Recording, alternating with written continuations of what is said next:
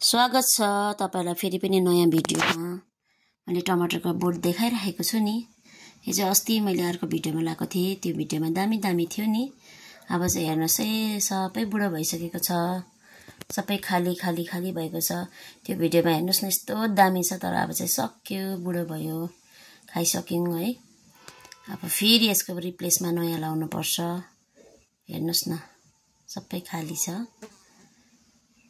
अनि यो चाहिँ बिरुवा हो, फेरि नयाँ समरको लागि रेडी भएको छ। यो बिरुवा चाहिँ फेरि पनि लाउनुपर्छ समरमा। अनि यहाँ भित्र चाहिँ मैले डल्ले खोर्सानीको बिरुवा लगाएको छु, तपाईहरुलाई देखाउँदैछु। यो चाहिँ रुख टमाटरको बिरुवा अनि फर्सीको बिरुवा छ। अनि म चाहिँ पटमै लगाउँदैछु। यो चाहिँ तपाईहरु सबै हेरिहाल्नुहोस् है। यो चाहिँ टमाटरहरु यहाँ पनि धेरै फलेको थियो, खाइसक्यौं है हामीले। यो चाहिँ मेरो जेरिनियमको फुलहरु दामी भयो यो वर्ष है। जेरिनियम पनि सबै मेरो घरको पेटीमै छ। यो चाहिँ मेरो काँक्राको बिरुवा हो। Thank you.